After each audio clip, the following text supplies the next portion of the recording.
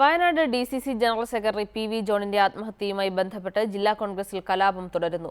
മാനന്തവാടിയിൽ DCC നേതൃത്വത്തിനെതിരെ വ്യാപകമായി പോസ്റ്ററുകൾ പ്രത്യക്ഷപ്പെട്ടു.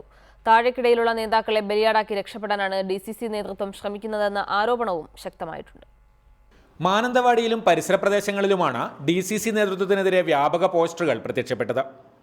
സേവ് കോൺഗ്രസ് ഫോറത്തിന്റെ പേരിലുള്ള പോസ്റ്ററിൽ DCC പ്രസിഡന്റ് KL പൗലോസിനും ജനറൽ സെക്രട്ടറി സിൽവി തോമസിനുമെതിരായ പരാമർശങ്ങളാണ് ഉള്ളത്. മാനന്തവാടിയിലെ കോൺഗ്രസ് നേതാവ് അഡ്വക്കേറ്റ് KJ ജോസും DCCക്കെതിരെ രംഗത്തെത്തി. ജോസും കോൺഗ്രസ് വിമത സ്ഥാനാർത്ഥിയും തമ്മിലുള്ള ടെലിഫോൺ സംഭാഷണം കഴിഞ്ഞ ദിവസം പുറത്തു വന്നിരുന്നു.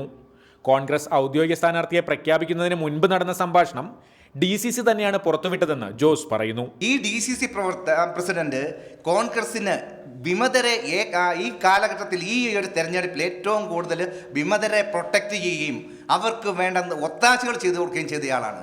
അതേസമയം തദ്ദേശ ഭരണ തെരഞ്ഞെടുപ്പിൽ PV ജോണിനെതിരെ പ്രവർത്തിച്ചു എന്ന ആരോപണം അടിസ്ഥാനരഹിതമാണെന്ന് DCC general secretary Silvy Thomas വ്യക്തമാക്കി. ഏത് അന്വേഷണവും നേരിടാൻ ഒരുക്കമാണെന്നും അവർ പറഞ്ഞു. റിപ്പോർട്ടർ, വയനാട്.